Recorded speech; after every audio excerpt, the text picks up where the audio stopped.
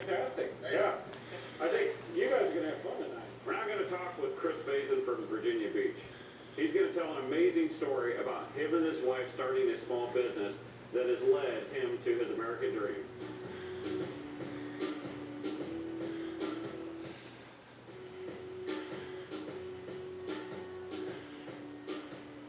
Have you ever wanted to start your own business, be an entrepreneur?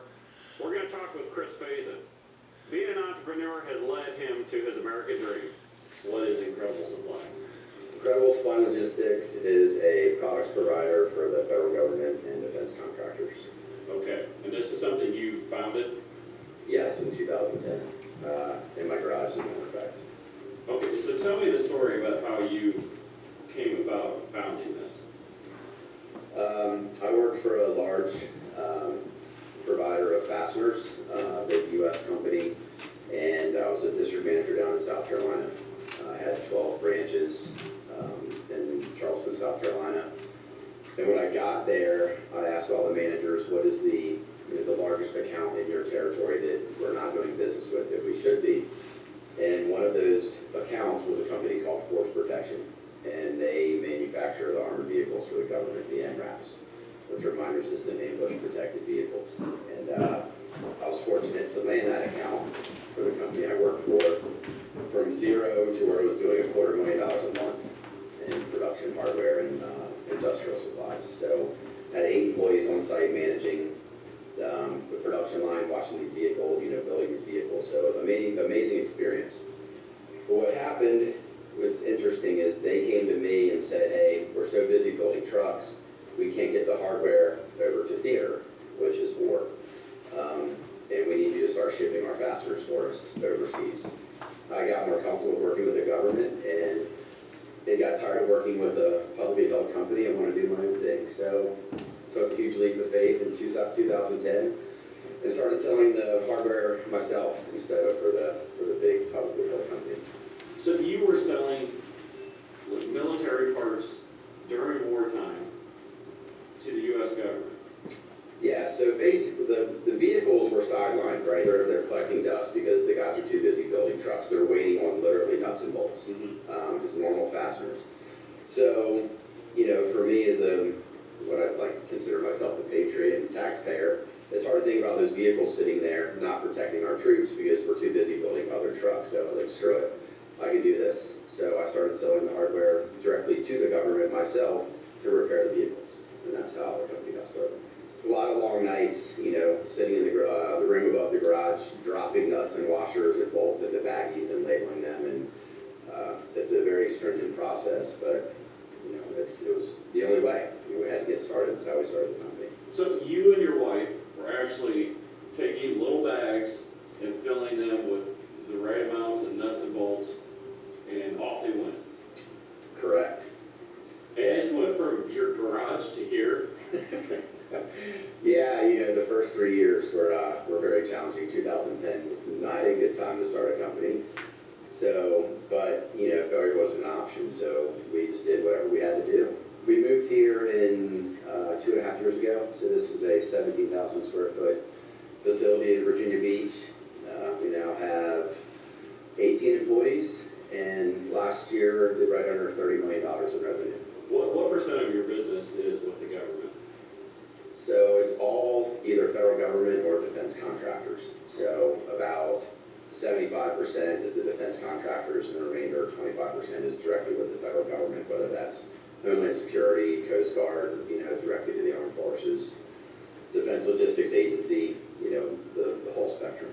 It's mind-boggling how much business is out there. If you think about all the military installations across the world, right? So in all those military installations, we have to keep those secure. So you have security companies that handle that. You have to keep them maintained, so there's maintenance companies that handle that. So we have to, just like you keep a large building going, or like you keep your farm going, there's a lot of parts that are needed to do that. And we're literally providing these products for all the military installations across the world. It's pretty neat. I think a lot of people would almost look at it as like the American dream. I mean, you did not have a company handed to you. You started out in your garage putting together packets, and now you've built into this. Yeah, it's pretty wild to think about it, from where we were, 12 years ago to where we are now. Are you proud of it? Very much so. Yeah, I'm trying not to cry, actually. What advice? I mean, there's going to be people out there that are watching that, have that idea for a business or trying to start a business. What advice do you give them? My advice would be, make sure you have a very stable surroundings. Like if things are tough at home, you sure as hell don't want to start a business. So my advice would be to make sure you are surrounded by good people. You're in a good place. You have a stable foundation. It just makes it much easier. The peaks are really high and the valleys are really low when you're starting a company. So, just trying to stay right down the middle is very challenging. But you just have to go with the waves and ride it out.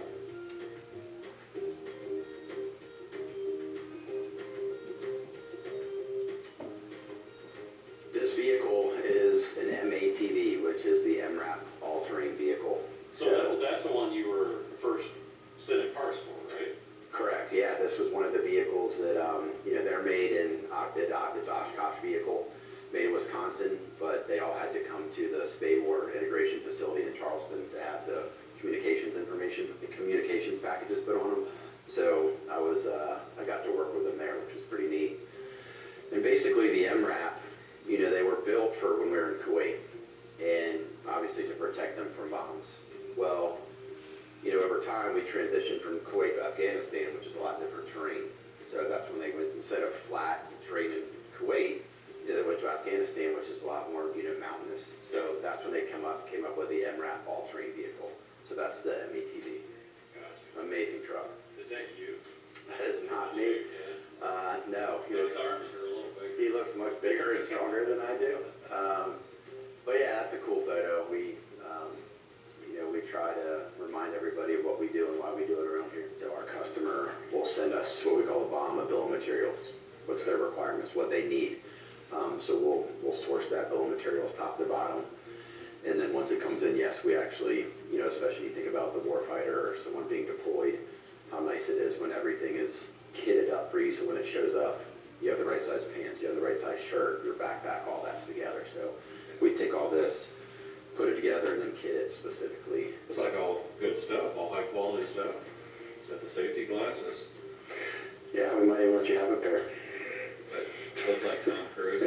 Not so much. Tom Cruise, an older, heavyweight brother. So close. This is a first aid kit made by Zoll, and what this does is when there's an injury, you basically open this up, turn it on, you tell the machine what the injury is, and then this walks you through what to do. So, like, if you don't have any medical experience or whatever, at least this can give you some advice. Exactly. It doesn't matter if you're a doctor or just a person on the street. This actually walks you through step by step on what you need to do.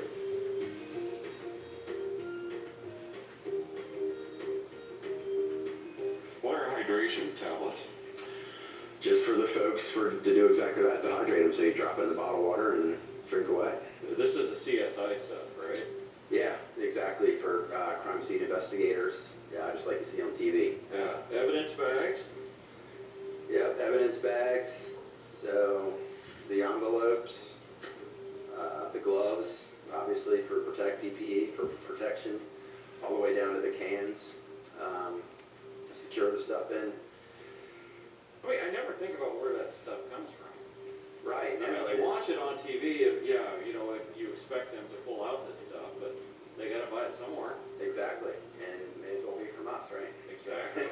So, as a farmer, I mean, to me, it feels good that what I'm doing helps feed people, right? Very important. Yeah. I mean, this has got to make you feel good because you're providing what first responders, people that defend our country, all those people, you're providing them what they need.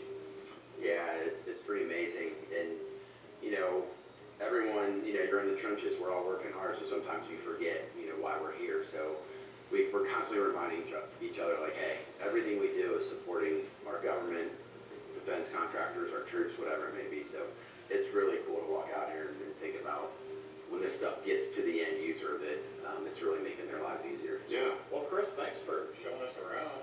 Yeah. It's amazing what you built. I mean, and to me, it's proof that, I mean, anybody, I could rip on you and say that you're not that smart and you're just like the average guy, but honestly, what you've built here from the bottom up, starting in your basement, and now to being recognized as, you know, a premier business in Virginia Beach, I think you ought to be real proud, man. Thank you. No, thank you. All right. Thanks for spending some time with us here on SharkFarmer TV. For more stories about people in agriculture, catch my shows on